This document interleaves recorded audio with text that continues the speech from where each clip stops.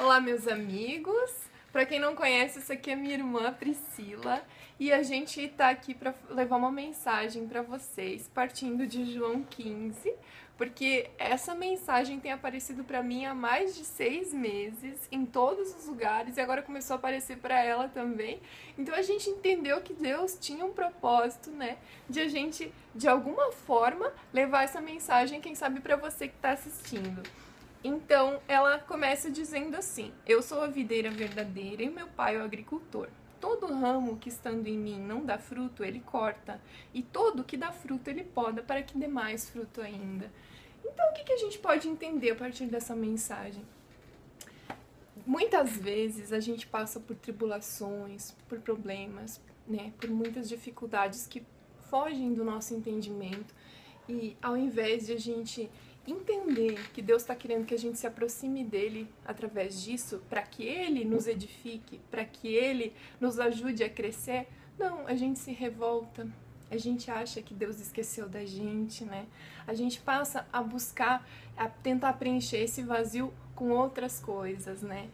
Que não são edificantes, que não alimentam o espírito.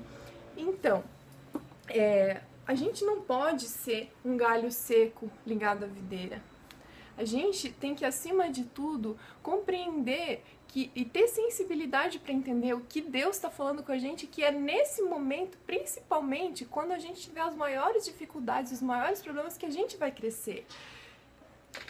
Tanto que quando a gente está passando por alguma tribulação, a gente só vai entender o propósito dessa tribulação se apegando muito a Deus, orando e pedindo para que Ele revele de alguma forma o porquê daquela enfermidade, o porquê daquele desemprego, o porquê daquela dificuldade, porque verdadeiramente Deus tem propósito em todas as coisas. Até na morte, né? Com certeza, na morte, nas dificuldades. E quando a gente medita em João 15 e traz uma analogia comparando a nossa vida, né, no que a gente poderia aplicar essa palavra, a gente tem que entender o processo de poda, né, o porquê que Jesus trouxe essa parábola.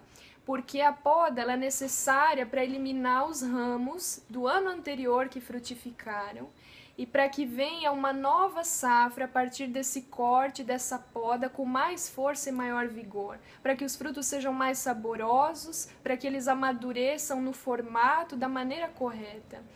E eu acho que é sempre importante a gente trazer algo que a gente passou, isso sempre edifica e sempre traz um melhor esclarecimento da mensagem que está sendo passada.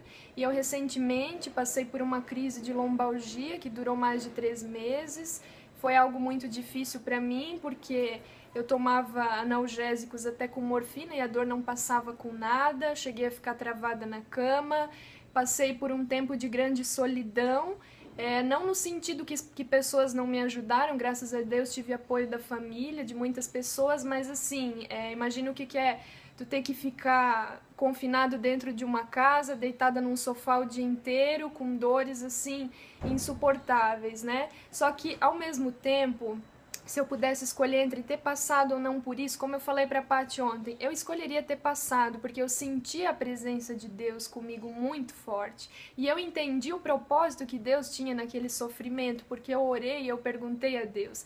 E tenha certeza que de alguma forma Ele sempre vai te revelar. E ainda que seja para estar aqui testemunhando para vocês, para estar edificando a tua vida, já valeu a pena.